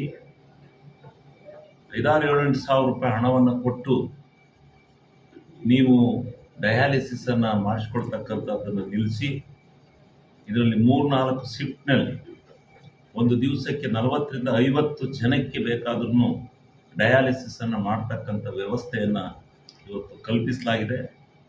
ಇನ್ನು ಮುಂದೆ ಯಾರ್ಯಾರು ಎಲ್ಲಿ ಟಿಪ್ಟೂರ್ಗೆ ಹೋಗ್ತಾ ಇದ್ದಾರೋ, ಅರಸೀಕೆರೆ ತಾಲೂಕಿನವರು ಹಾಸನಕ್ಕೆ ಹೋಗ್ತಾ ಇದ್ದೀರೋ, ಎಲ್ಲೂ ಹೋಗ್ತಾ ಇದ್ದೀರೋ, ಎಲ್ಲರೂ ಸಹ ಇಲ್ಲಿ ಬಂದು ನೋಂದಾಯಿಸ್ಕೊಂಡು ಸರದಿಯ ಸಾಲಿನಲ್ಲಿ ನಿಂತು ಎಲ್ಲರೂ ಡಯಾಲಿಸಿಸನ್ನು ಮಾಡಿಸ್ಕೋಬೇಕು. ಒಳ್ಳೆ ಕಂಪನಿಯವರು ಬಂದಿದ್ದಾರೆ, ಚೆನ್ನಾಗಿ ನಡೆಸ್ತಾ ಇದ್ದಾರೆ. ನಮ್ಮ ಸರ್ಕಾರಿ ಆಸ್ಪತ್ರೆ ಎಲ್ಲ ವೈದ್ಯರು ಕೂಡ ಸಹಕರಿಸಿದ್ದಾರೆ. ನಿಜವಾಗಲೂ ಇದೊಂದು ಒಳ್ಳೆಯ ಕೆಲಸ ಅರಸೀಕೆರೆ ತಾಲೂಕಿನ ಜನತೆಗೆ ಆಗಿದೆ ಅಂತಕ್ಕಂಥದ್ದನ್ನು ಈ ಸಂದರ್ಭದಲ್ಲಿ ನಾನು ಜ್ಞಾಪಿಸ್ಕೊಳ್ತಾ, ಇದಕ್ಕೆ ಶ್ರಮಿಸಿರ್ತಕ್ಕಂಥ ಪ್ರತಿಯೊಬ್ಬರಿಗೂ ಸಹ ನಾನು ಧನ್ಯವಾದಗಳನ್ನು ಸಮರ್ಪಣೆ ಮಾಡ್ತೀನಿ. ಕೇವಲ ರಾಜಕೀಯ ತೆವಲಿಗಾಗಿ ಹಿಂಬಾಲಕರನ್ನ ಬಿಟ್ಟು ಶಾಸಕರ ವಿರುದ್ಧ ಅಪಪ್ರಚಾರ ಮಾಡುತ್ತಿರುವ ಬಿ ಶ್ರೀರಾಮ್ ಅವರು ನಿರುದ್ಯೋಗಿಗಳು ರಾಜ್ಯಾಧ್ಯಕ್ಷ ಎಂದು ಬಿಜೆಪಿ ತಾಲೂಕು ಅಧ್ಯಕ್ಷ ಸಂಜಯ್ ಕೌರಿ ಲೇವಡಿ ಮಾಡಿದ್ದಾರೆ. ಪಟ್ಟಣದ ಬಿಕ್ಕೋಡು ರಸ್ತೆಯಲ್ಲಿ ಗುಣಮಟ್ಟದ ಕಾಮಗಾರಿ ಮಾಡುತ್ತಿದ್ದಾರೆ ಇಲ್ಲ ಎಂಬುದನ್ನು ಅಧಿಕಾರಿಗಳು ಹಾಗೂ ಗುತ್ತಿಗೆದಾರ ಮತ್ತು ಇಂಜಿನಿಯರ್ನ ಆರಿಸಬೇಕು. ಅದನ್ನು ಬಿಟ್ಟು ಇದಕ್ಕೂ ಶಾಸಕರೇ ಬೇರೆ ಹೊಣೆ ಎಂದು ಅವರ ಹಿಂಬಾಲಕ ನಿರುದ್ಯೋಗಿ ಕೆಡಿಪಿ ಸದಸ್ಯರನ್ನ ಬಿಟ್ಟು ಇಲ್ಲಸಲ್ಲದ ಆರೋಪ ಮಾಡುವುದು ಖಂಡನೀಯ ಎಂದರಲ್ಲದೆ, ನಾವು ಸಹ ಯಾವುದೇ ಕಳಪೆ ಕಾಮಗಾರಿ ನಡೆಯುತ್ತಿದ್ದರೆ ಅದನ್ನು ಖಂಡಿಸುತ್ತೇವೆ. ನಾವು ಯಾವುದೇ ರೀತಿಯಲ್ಲಿ ಈ ವಿಷಯದಲ್ಲಿ ಸಹಕಾರ ನೀಡುವುದಿಲ್ಲ. ಅಂತಹ ಅಧಿಕಾರಿಗಳು ಹಾಗೂ ಗುತ್ತಿಗೆದಾರರ ವಿರುದ್ಧ ನಾವು ಸಹ ಪ್ರತಿಭಟನೆ ನಡೆಸುತ್ತೇವೆ. ಇಲ್ಲಿ ರಸ್ತೆ ಕಾಮಗಾರಿ ಯಾರು ಹಾಗೂ ಯಾವ ಯೋಜನೆಯಲ್ಲಿ ಮಾಡುತ್ತಿದ್ದಾರೆ ಎಂದು ಮೊದಲು ಗಮನ ಹರಿಸಬೇಕು. ಸ್ಥಳೀಯ ನಿವಾಸಿಗಳು ಶಾಸಕರ ಗಮನಕ್ಕೆ ತಂದ ತಕ್ಷಣ ಕಾಮಗಾರಿ ನಿಲ್ಲಿಸಿ ಗುಣಮಟ್ಟದ ಕಾಮಗಾರಿ ಮಾಡುತ್ತಿದ್ದರೆ ನಿಮ್ಮ ಮೇಲೆ ಕ್ರಮ ಕೈಗೊಳ್ಳುತ್ತೇವೆ ಎಂದು ಎಚ್ಚರಿಕೆ ನೀಡಿದ್ದಾರೆ ಎಂದು ಗುಣಮಟ್ಟದ ಕಾಮಗಾರಿ ಮಾಡುತ್ತಿದ್ದಾರೆ. ಇಷ್ಟು ವರ್ಷಗಳ ಕಾಲ ರಸ್ತೆ ಗುಂಡಿ ಬಿದ್ದ ಸಂದರ್ಭದಲ್ಲಿ ಇದರ ಬಗ್ಗೆ ಗಮನ ಹರಿಸಲು ಆಗದ ಕೆಲ ಕುತಂತ್ರಿಗಳು ಯಾರೊಬ್ಬರ ಓಲೈಕೆಗಾಗಿ ಇದರಲ್ಲಿ ಶಾಸಕರನ್ನ ತಂದು ಅವರ ಮೇಲೆ ಇಲ್ಲಸಲ್ಲದ ಸುಳ್ಳು ಆರೋಪ ಮಾಡುವುದನ್ನು ಮೊದಲು ಬಿಡಬೇಕು ಎಂದರು. ಸ್ಥಳೀಯ ನಿವಾಸಿ ಮಲ್ಲಿಕಾರ್ಜುನ ಮಾತನಾಡಿ, ರಸ್ತೆ ವಿಚಾರದಲ್ಲಿ ಯಾರೂ ಕೂಡ ರಾಜಕೀಯ ಮಾತನಾಡಬೇಡಿ. ಇಲ್ಲಿ ಸಮಸ್ಯೆಗಳು ಬಂದರೆ ಸ್ಥಳೀಯರಿಗೆ ತೊಂದರೆ ಹೆಚ್ಚು. ನಿನ್ನೆ ಡಾಂಬರೀಕರಣ ಮಾಡುವ ಸಂದರ್ಭದಲ್ಲಿ ಕಳಪೆಯಾಗಿರುವುದು ನಿಜ. ಅದು ಗುತ್ತಿಗೆದಾರರಿಗೂ ಮನವರಿಕೆ ಮಾಡಿದ್ದು ನಾವೇ ಖುದ್ದಾಗಿ ಶಾಸಕರಿಗೆ ದೂರವಾಣಿ ಮೂಲಕ ತಿಳಿಸಿದಾಗ ಕಾಮಗಾರಿ ನಿಲ್ಲಿಸುವಂತೆ ಇಲ್ಲಿದ್ದ ಎಲ್ಲ ಸಾರ್ವಜನಿಕವಾಗಿ ತಿಳಿಸಿದ್ದು ತಕ್ಷಣವೇ ಸಂಬಂಧಪಟ್ಟ ಅಧಿಕಾರಿಗಳನ್ನು ಸ್ಥಳಕ್ಕೆ ಕಳುಹಿಸಿ ಗುಣಮಟ್ಟದ ಕಾಮಗಾರಿ ಮಾಡುತ್ತಿದ್ದರೆ ಅವರಿಗೆ ಎಚ್ಚರಿಕೆ ನೀಡಿದ ಹಿನ್ನೆಲೆಯಲ್ಲಿ ಉತ್ತಮ ರಸ್ತೆ ನಿರ್ಮಾಣ ಮಾಡುತ್ತಿದ್ದಾರೆ ಎಂದರು. ಈ ಸಂದರ್ಭದಲ್ಲಿ ಗ್ರಾಮ ಪಂಚಾಯಿತಿ ಮಾಜಿ ಅಧ್ಯಕ್ಷ ವೆಂಕಟೇಶ್, ಅನಿಲ್, ಬಸವರಾಜು, ಗಿರೀಶ್, ಸುನೀಲ್, ಶ್ರೀನಿವಾಸ್, ಧರ್ಮೇಶ್, ಪ್ರಭಾಕರ್, ನರೇಂದ್ರ ಇತರರು ಹಾಜರಿದ್ದರು. ಒಂದು ದರ್ಗಾದಿಂದ ಪ್ರಾರಂಭವಾದ ಕೆಲಸ ಇವತ್ತು ಇಲ್ಲಿ ಒಂದು ಸೇತುವೆ ದಾಟಿ ಬಂದಿದೆ. ನಿನ್ನೆ ಕೆಲ ಕಾಂಗ್ರೆಸ್ನ ಜೊತೆ ಸೇರಿ ಇವತ್ತು ನಾವು ಕಳಪೆ ಕಾಮಗಾರಿ ಮಾಡಿದ್ರೆ ಅದನ್ನ ತಡೆಯುವಂಥ ಕೆಲಸಕ್ಕೂ ಬಂದಿದ್ದೀವಿ. ಯಾವುದೇ ಕಾರಣಕ್ಕೂ ನಾವು ಅಷ್ಟೇ, ಕಾರ್ಯಕರ್ತರು ಅಷ್ಟೇ ಹಾಗೂ ಶಾಸಕರು ಅಷ್ಟೇ ಕಳಪೆ ಕಾಮಗಾರಿಗೆ ಯಾವುದೇ ಥರದ ರಾಜ್ಯ ಪ್ರಶ್ನೆಯೇ ಇಲ್ಲ. ಈ ಮೂಲಕ ಗುತ್ತಿಗೆದಾರರಿಗೂ ಹಾಗೂ ಅಧಿಕಾರಿಗಳಿಗೆ ಎಚ್ಚರಿಕೆ ಕೊಡ್ತಾ ಇದ್ದೀವಿ. ಈ ಕಾಮಗಾರಿ ಏನಾದರೂ ಕಳಪೆ ಆಗಿದ್ದರೆ ಅದನ್ನು ಈ ಕ್ಷಣದಿಂದಲೇ ಶಾಸಕರ ನೇತೃತ್ವದಲ್ಲಿ ಇಲ್ಲೇ ಧರಣಿ ಕೂತಿ ಈ ಒಂದು ಕೆಲಸನ ಇಲ್ಲಿಗೆ ಮಡಗು ಕಳಿಸ್ತೀವಿ. ಅದಕ್ಕೆ ಜಿಲ್ಲಾಡಳಿತ, ಉಸ್ತುವಾರಿ ಸಚಿವರೇ ನೇರ ಹೊಣೆ ಆಗ್ತಾರೆ ಅಂತ ಈ ಮೂಲಕ ಎಚ್ಚರಿಕೆ ಕೊಡ್ತಾ ಇದ್ದೀವಿ. ಸರ್, ನಿನ್ನೆ ರಾಜಕೀಯ ತೆವಳಿಗೋಸ್ಕರ ಈ ರೀತಿ ರಾಜಕೀಯ ಒಂದು ಕೀಳು ಮಟ್ಟದ ಪ್ರಚಾರಕ್ಕೋಸ್ಕರ ಅವರು ಈ ಥರ ಒಂದು ಬಿರುದು ಕೊಡ್ತಾ ಇದ್ದಾರೆ. ಬಿಟ್ಟರೆ ಜನಸಾಮಾನ್ಯರ ಬಾಯಲ್ಲಿ ಇವತ್ತು ಪ್ರತಿಯೊಬ್ಬರು ಜನಸಾಮಾನ್ಯರ ಬಾಯಲ್ಲುವ ಪ್ರತಿಯೊಂದು ಹಳ್ಳಿಗೆ ಹೋದ್ರುವ ಒಂದು ಅಭಿವೃದ್ಧಿ ಕಾರ್ಯ ನಡೀತಾ ಇದೆ. ಈ ಒಂದು ಗ್ಯಾರಂಟಿ ಯೋಜನೆಯನ್ನು ಸರ್ಕಾರ ತಿಳ್ಕೊಂಡಿಲ್ಲ ಅಂದ್ರೂ ಶಾಸಕರು ಅವರ ಒಂದು ಅವಿರತ ಶ್ರಮದಿಂದ ಒಂದು ಉತ್ತಮವಾದ ಕೆಲಸ ಇಡೀ ತಾಲೂಕಿನಂತೆ ನೋಡ್ತಾ ಇದೆ. ಅವರು ವಾರದಲ್ಲಿ 1 ದಿನ 2 ದಿನ ಪ್ರವಾಸ ಮಾಡ್ತಾ ಇದ್ದಾರೆ ಅಲ್ಲಿ ಇಲ್ಲಿ ಮದುವೆಗಳಿಗೆಲ್ಲ. ಅಲ್ಲಿ ನಡೀತಾರೆ ಅಭಿವೃದ್ಧಿ ಸಹಿತಗೊಳ್ಳಕ್ಕಾಗದೆ ಈ ರೀತಿ ಶಾಸಕರ ವಿರುದ್ಧ ಅಪಪ್ರಚಾರ ಮಾಡ್ತಾ ಇದ್ದಾರೆ. ತಮ್ಮ ತಂಗಿಯ ಆರತಕ್ಷತೆ ಸಮಾರಂಭಕ್ಕೆ ಮೊಸರು ಖರೀದಿಗೆಂದು ಹೋಗುವ ಮಾರ್ಗದಲ್ಲಿ ಇಬ್ಬರು ಯುವಕರು ಬೈಕ್ ಅಪಘಾತದಲ್ಲಿ ಸ್ಥಳದಲ್ಲೇ ಮೃತಪಟ್ಟ ಘಟನೆ ಬೇಲೂರು ತಾಲೂಕಿನಲ್ಲಿ ನಡೆದಿದೆ. ತಂಗಿಯ ಆರತಕ್ಷತೆ ಸಮಾರಂಭಕ್ಕೆ ಮೊಸರು ಖರೀದಿಗೆಂದು ಹೋಗುವ ಮಾರ್ಗದಲ್ಲಿ ಇಬ್ಬರು ಯುವಕರು ಬೈಕ್ ಅಪಘಾತದಲ್ಲಿ ಸ್ಥಳದಲ್ಲೇ ಮೃತಪಟ್ಟ ಘಟನೆ ಬೇಲೂರು ತಾಲೂಕಿನ ಮುತ್ತುಗನೆ ಬಳಿ ಬೆಳಗಿನ ಜಾವ ಸಂಭವಿಸಿದೆ. ಬೆಳಗಿನ ಸುಮಾರು 6 ಗಂಟೆಗೆ ಮುತ್ತುಗನೆ ಗ್ರಾಮದ ಬಳಿ ಹೀರೋ ಸ್ಪೆಂಡರ್ ಬೈಕ್ನಲ್ಲಿ ತೆರಳುತ್ತಿದ್ದ 25 ವರ್ಷದ ಲೋಕೇಶ್ ಮತ್ತು 32 ವರ್ಷದ ಕಿರಣ್ ಎಂಬುವವರು ತಮ್ಮ ತಂಗಿಯ ಮದುವೆ ಆರತಕ್ಷತೆಗಾಗಿ ಮೊಸರು ತರಲು ತೆರಳುತ್ತಿದ್ದ ವೇಳೆ ರಸ್ತೆ ಬದಿ ಕಂಬಕ್ಕೆ ಡಿಕ್ಕಿ ಹೊಡೆದು ಮೃತಪಟ್ಟಿದ್ದಾರೆ. ಮೃತರಲ್ಲಿ ಲೋಕೇಶ್ ಬೇಲೂರು ತಾಲೂಕಿನ ಹೊನ್ನೇನಹಳ್ಳಿ ಗ್ರಾಮದವರೇ ಆಗಿದ್ದು, ಕಿರಣ್ ಚಿಕ್ಕಮಗಳೂರು ಜಿಲ್ಲೆಯ ರಾಮೇನಹಳ್ಳಿ ಮೂಲದವರು ಎಂದು ತಿಳಿದು ಬಂದಿದೆ. ಇಬ್ಬರು ಅಪಘಾತ ನಡೆದ ಸ್ಥಳದಲ್ಲೇ ಪ್ರಾಣ ಕಳೆದುಕೊಂಡಿದ್ದಾರೆ. ಬೆಳಗ್ಗೆ ಗ್ರಾಮಸ್ಥರು ರಸ್ತೆ ಬದಿ ಚರಂಡಿಯಲ್ಲಿ ಮೃತದೇಹಗಳನ್ನು ಬಿದ್ದಿರುವುದನ್ನು ಗಮನಿಸಿ ಪೊಲೀಸರಿಗೆ ಮಾಹಿತಿ ನೀಡಿದ್ದಾರೆ. ಬೇಲೂರು ಪೊಲೀಸರು ಸ್ಥಳ ಪರಿಶೀಲನೆ ನಡೆಸಿ ಪ್ರಕರಣವನ್ನು ದಾಖಲಿಸಿಕೊಂಡಿದ್ದಾರೆ.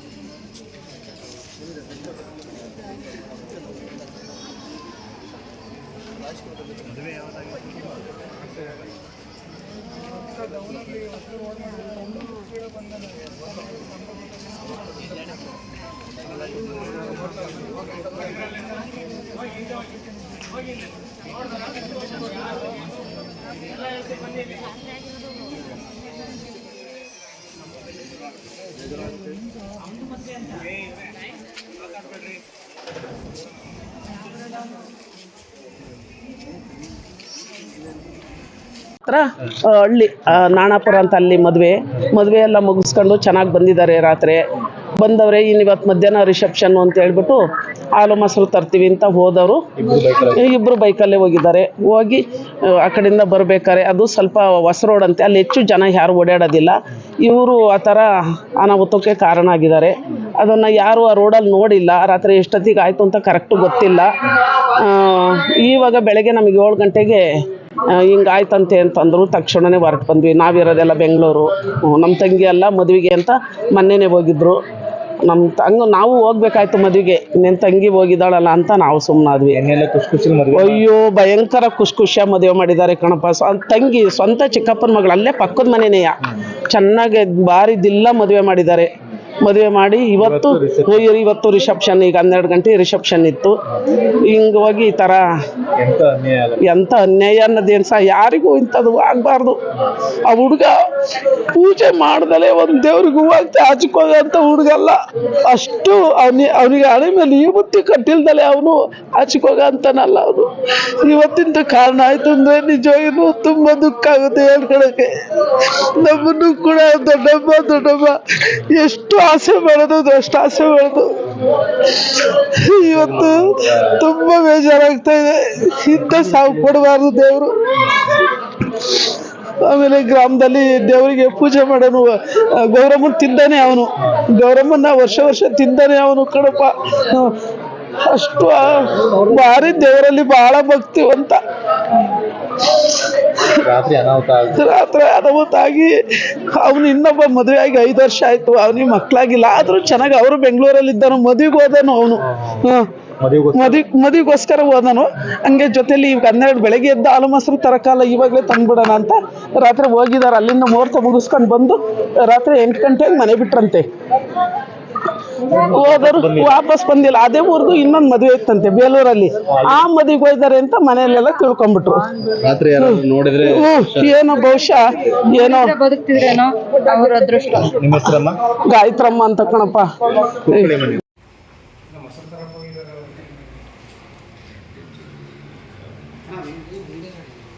ಇನ್ನೊಂದು ಬೇಲೂರು ಹತ್ರ ಊರು, ಇನ್ನೊಂದು ಬೇಲೂರು ಹತ್ರ ಸಂಸೆಟ್ಟಳ್ಳಿ ಆದ ಊರು, ಅವನು ಚಿಕ್ಕಮಗಳೂರು ಹತ್ರ ಆದ ಊರು, ಅಜ್ಜಂಪುರ ಸೈಡು ಬೇರೆ ಬೇರೆ ಯಾವುದೋ ಮದುವೆ ತಂಗಿ ಮದುವೆ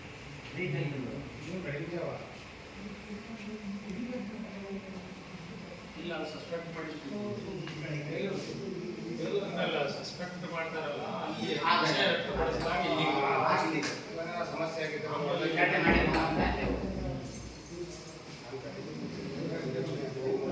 ಹೆಚ್ಚಿನ ಚಿಕಿತ್ಸೆಗೆ ಏನು ಕಳಿಸ್ತಾರೆ, ಹೆಚ್ಚಿನ ತನಿಖೆ ಇಲ್ಲಿ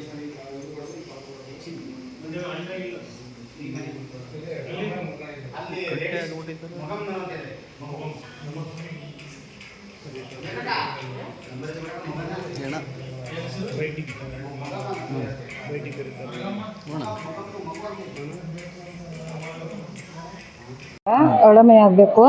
ನಮಗಷ್ಟು ಗೊತ್ತಿರಲಿಲ್ಲ, ನಾವೆಲ್ಲ ಬೆಂಗಳೂರಲ್ಲಿ ಇರೋದು. ನಮಗೆ ಬೆಳಿಗ್ಗೆ 7 ಗಂಟೆಲಿ ಮಾತ್ರ ನಮ್ಗೆ ಗೊತ್ತಿತ್ತು ಬಾಡಿ ಸ್ಪಾಟಲ್ಲಿ ಔಟ್ ಆಗಿದೆ, ಹಿಂಗೆ ಹಾಲು ಮೊಸರು ತರಕ್ಕೆ ಹೋಗಿದ್ರು ಅಂತ. ಅದು ಏನು ಅಂತ ನಮ್ಗೆ ಗೊತ್ತಿರಲಿಲ್ಲ. ಇವಾಗ ಬಂದು ನೋಡಿದಾಗನೇ ನಮಗೆ ಗೊತ್ತಾಗಿರೋದು confirm.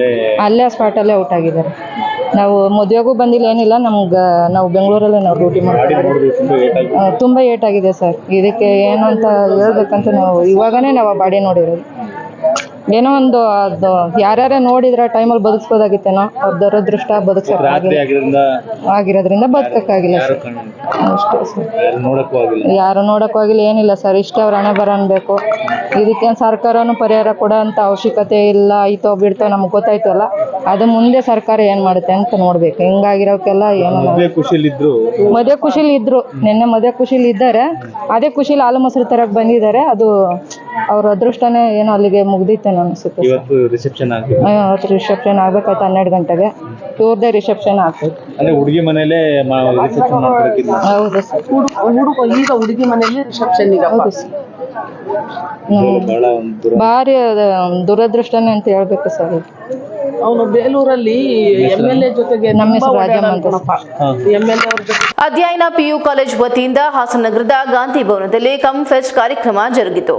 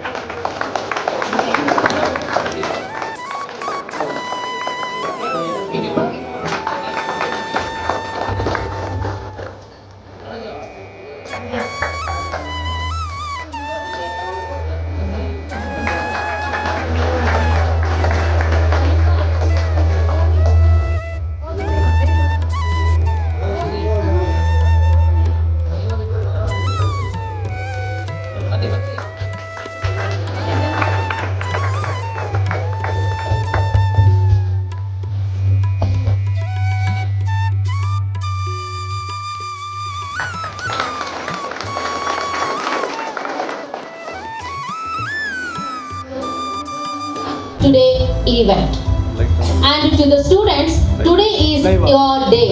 May you participate. Esteemed teaching and non-teaching.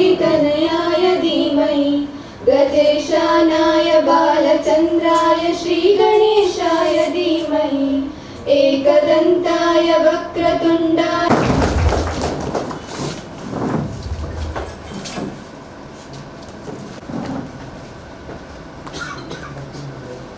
Dr. Chetan HV धीमहि एकदन्ताय वक्रतुण्डाय गौरीतनयाय धीमहि गजेशानाय बालचन्द्राय श्री गणेशाय धीमहि. As we begin today's program,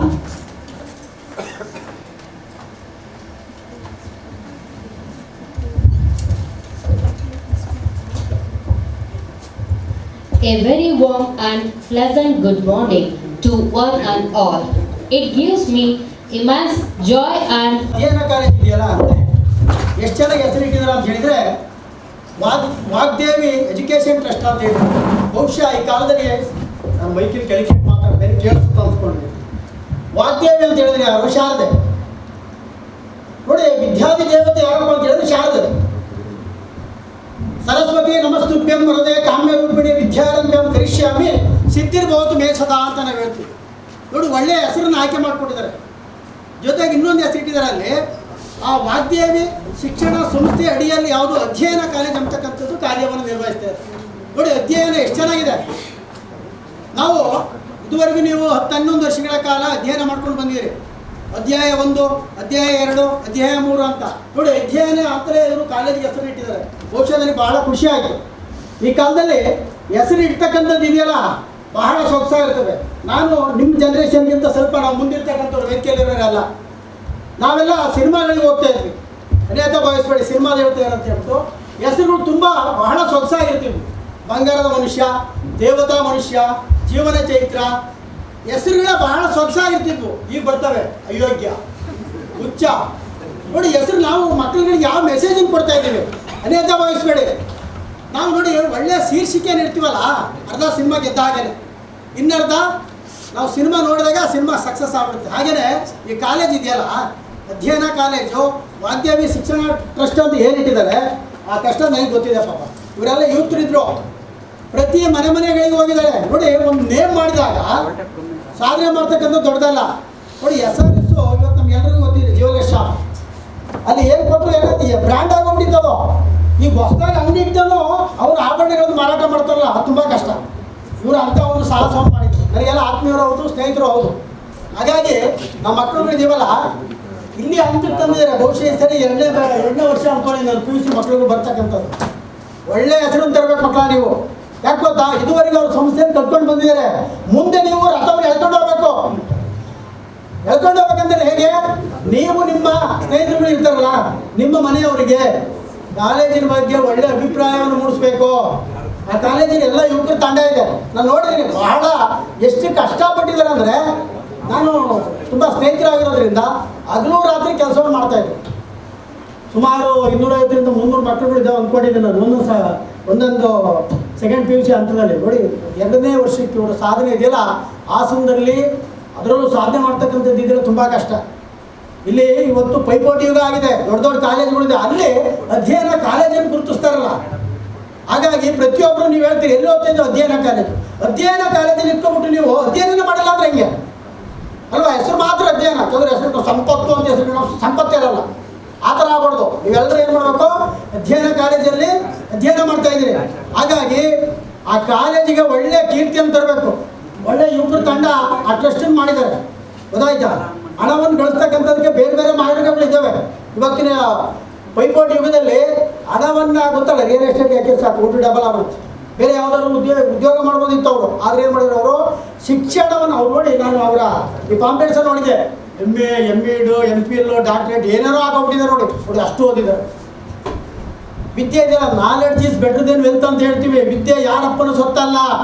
ನೀವೇನೇ ಹಣವನ್ನು ಏನೇ ಸಂಪಾದನೆ ಮಾಡ್ಬೋದು, ಆದರೆ ವಿದ್ಯೆಯನ್ನು ಸಂಪಾದನೆ ಮಾಡೋದು ತುಂಬಾ ಕಷ್ಟ ಇದೆ ಮಕ್ಕಳ. ದಯಮಾಡಿ ಹೇಳ್ತಾ ಇದ್ದೀನಿ, ಅನ್ಯತಾ ಭಾವಿಸ್ಬೇಡಿ. ನಾನೇನು ಭಾರಿ ತತ್ವಜ್ಞಾನಿ ಅಲ್ಲ, ಏನೂ ಅಲ್ಲ. ಅಲ್ಲಿಂದ ಇಲ್ಲಿ ಬಂದಿನ ಅಷ್ಟೇ. ನಾವು ಸರಿಯಾಗಿ ಓದಿಲ್ಲ, ಹಾಗೆಲ್ಲ ಸರಿಯಾಗಿ ಓದಿಲ್ಲ. ಏನು ಮಕ್ಕಳು ಇನ್ನೂ ಏನೇನು ಆಗ್ಬಿಡ್ತಿದ್ದೆ. ನಾವು ಓದಿಲ್ಲ. ಪೋಲಿಯೋ ಹೊಡೆಯವು ಗೊತ್ತಾಯ್ತೆ? ಪೋಲಿಯೋ ಹೊಡೆಯವು ಖಂಡಿತ ನಿಜ. ಇವತ್ತೇನಾಗುತ್ತೆ, ಇವಾಗ ನೀವು ಅಂಗೈಲಿ ಆಕಾಶವನ್ನು ನೋಡ್ತೀರಿ, ಅಪ್ಡೇಟ್ ಆಗ್ಬಿಟ್ಟಿದ್ರೆ ನೀವೆಲ್ಲ.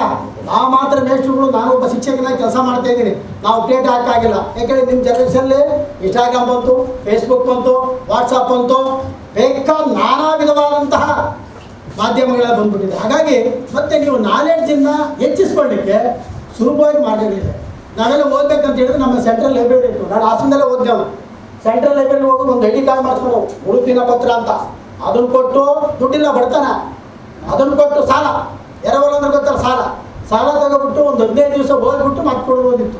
ಈಗ ಆ ಥರ ವ್ಯವಸ್ಥೆಗಳಿಲ್ಲ. ಹೇಳಿ ಸರ್, ಇವರೆಲ್ಲರೂ ಏನೇನೋ ಓದಿದ್ದಾರೆ, ಭಾರಿ ಓದಿರ್ಬೇಡಿ. ನಾನು ಅವರಷ್ಟು ಓದಿಲ್ಲ, ಆದರೆ ನನ್ನದೇ ನಾಲೆಡ್ಜಲ್ಲಿ ನಾನು ಬದುಕನ್ನು ಕಟ್ಕೊಂಡಿದ್ದೆ. ಹಾಗಾಗಿ ಮಕ್ಕಳುಗಳು ಹೇಳ್ತಕ್ಕಂಥದ್ದು ಏನಪ್ಪ ಅಂತ ಹೇಳಿದ್ರೆ, 2 ವರ್ಷ ಏನಿದೋ ಈ ಶಿಕ್ಷಣ ಸಂಸ್ಥೆ 100 ಬೆಳ್ಳಿ ಹಬ್ಬ ಆಗಬೇಕು. ಸರ್ ರಾಮಪ್ರಿಯ ಸರ್ ಅವರಿಗೆ ಹೃತ್ಪೂರ್ವಕವಾದ ಸ್ವಾಗತವನ್ನು ಬಯಸ್ತಾ, ನನ್ನ ಸಹೋದ್ಯೋಗಿ ಮಿತ್ರರಾಗಿರ್ತಕ್ಕಂಥ ಟ್ರಸ್ಟ್ನ ಅಧ್ಯಕ್ಷರು ಹೇಮಂತ್ ಸರ್ ಮತ್ತು ಮೋಹನ್ ಸರ್ ಅವರಿಗೂ ಸಹ ಸ್ವಾಗತವನ್ನು ಬಯಸ್ತಾ, ನನ್ನ ನಲ್ಮೆಯ ವಿದ್ಯಾರ್ಥಿನಿಯರಿಗೂ ಸಹ ಸ್ವಾಗತವನ್ನು ಬಯಸ್ತಾ, ಈ ಒಂದು ಸುದಿನದ ಬಗ್ಗೆ ಸರ್ ಹೇಳ್ತಾ ಇದ್ರು, ವಾಗ್ದೇವಿ ಎಜುಕೇಷನ್ ಟ್ರಸ್ಟ್ ಅಂತ ಹೇಳಿ ಆ ನಡೆದು ಬಂದ ದಾರಿನ ಈ 2 ನಿಮಿಷದಲ್ಲಿ ಹೇಳ್ತೀನಿ. ಮೊದಲಿಗೆ ನಾವು 4 ಜನ ಬೇಸಿಕಲಿ ಟೀಚರ್ಸ್ ಆಗಿರ್ತೀವಿ. ಅವ್ರವ್ರದೇ ಆದಂತಹ ಒಂದು ಸಾಮರ್ಥ್ಯದಲ್ಲಿ ಟ್ಯೂಷನ್ ಮತ್ತು ಬೇರೆ ಕಾಲೇಜ್ ಜೊತೆ ಒಡನಾಟ ಇಟ್ಕೊಂಡು ಕ್ಲಾಸ್ ಮಾಡ್ತಾ ಇರ್ತೀವಿ. ಒಂದ್ಸಲ ಸರ್ ನಾವು ಯಾಕೆ ಒಂದು ಒಳ್ಳೆ ಎಜುಕೇಷನ್ನ ಕೊಡಬಾರ್ದು ಹಾಸನಲ್ಲಿ ಅಂತ ಅಂದ್ಕೊಂಡು ಒಂದ್ಸಲ 4 ಜನನು ಬೇರೆ ಬೇರೆಯವರೇನೆ, 4 ಜನನು ಬೇರೆ ಬೇರೆ ವರ್ಗದವರು, ಬೇರೆ ಬೇರೆ ಊರವರಾಗಿರ್ತೀವಿ. 4 ಜನ ಸೇರಿಕೊಂಡು ಒಂದ್ಸಲ ಶೃಂಗೇರಿ ಶಾರದಾಂಬೆ ಪೀಠಕ್ಕೆ ಹೋಗ್ತೀವಿ. 4 ಜನ ಒಂದು ಒಳ್ಳೆ ವಿಚಾರನ ಮಾತಾಡೋದಕ್ಕೆ ಒಳ್ಳೆ ಸ್ಥಳದಲ್ಲಿ ಮಾತಾಡಬೇಕು ಅಂತ ಹೇಳಿ ಅಲ್ಲಿ ಹೋಗಿ ನಮ್ಮ ಟ್ರಸ್ಟ್ಗೆ ಒಂದು ಹೊಸ ಹೆಸರಿಡಬೇಕು ಸರ್, ಶಾರದಾಂಬೆ ಹೆಸರಿಡಬೇಕು, ವಾಗ್ದೇವಿ ಎಜುಕೇಷನ್ ಟ್ರಸ್ಟ್ ಅಂತ ಹೇಳಿ ಆ ವಾಗ್ದೇವಿ ಎಜುಕೇಷನ್ ಟ್ರಸ್ಟ್ ಅಂತ ಹೆಸರು ಮಾಡ್ಕೊಂತೀವಿ. ಅದಾದ್ಮೇಲೆ ಮುಂದುವರೆದ ಭಾಗ ಕಾಲೇಜ್ಗೆ ಏನಂತ ಹೆಸರಿಡಬೇಕು ಸರ್, ಎಲ್ಲ ಮಕ್ಕಳು ಮೊದಲು ಕರೆಯೋದು ಅಮ್ಮ, ಅಪ್ಪ, ಅಣ್ಣ ಎಲ್ಲ ಹೇಳ್ತಾರೆ, ಅಕ್ಷರ. ಹಾಗಾಗಿ ನಾವು ಅಧ್ಯಯನ ಅನ್ನೋ ಹೆಸರಿಡೋಣ ಅಂತ ಒಂದು ಡಿಸೈಡ್ ಮಾಡಿ ಆ ಒಂದು ಕಾಲೇಜಿನ ಹೆಸರಿಟ್ಟಿರ್ತೀವಿ. ನೆಕ್ಸ್ಟ್ ನಾವು 2ನೇ ಸಂಸ್ಥೆಯಾಗಿ ಪ್ರಾರ್ಥನಾ ಅಂತ ಹೆಸರಿಡ್ತೀವಿ. ಪರಿವರ್ತನೆ ಆಗಬೇಕು, ಪ್ರಾರ್ಥನೆ ಮಾಡಬೇಕು ದೇವರಿಗೆ ಅನ್ನೋ ಒಂದು ಪ್ರಾರ್ಥನಾ ನಾವೆಲ್ಲದೂ. ಈಗ ಮತ್ತೊಮ್ಮೆ ಹೆಡ್ಲೈನ್.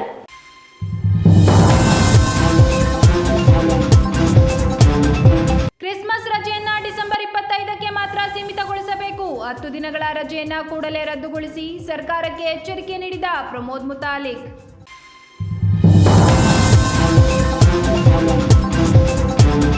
ಮಹಾನಗರ ಪಾಲಿಕೆಯ ತೆರವು ಕಾರ್ಯಾಚರಣೆ, ಡೈರಿ ವೃತ್ತದಲ್ಲಿ ಜೆಸಿಬಿ ಗರ್ಜನೆ. ಇನ್ನು ಕೆಲವು ಪ್ರದೇಶಗಳಲ್ಲಿ ತೆರವು ಕಾರ್ಯಾಚರಣೆ ಮುಂದುವರಿಯುವ ಸಾಧ್ಯತೆ.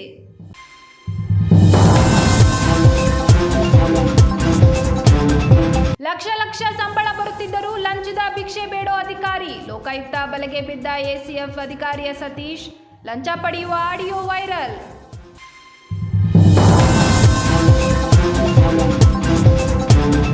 ಇದಿಷ್ಟು ಈವರೆಗಿನ ಪ್ರಮುಖ ಸುದ್ದಿಗಳು. ಸಮಗ್ರ ಸುದ್ದಿಗಳಿಗಾಗಿ ನೋಡ್ತಾ ಇರಿ ಪಬ್ಲಿಕ್ ಎಕ್ಸ್‌ಪ್ರೆಸ್ ಕನ್ನಡ. ಪಯಣ ನಿಮ್ಮೊಂದಿಗೆ.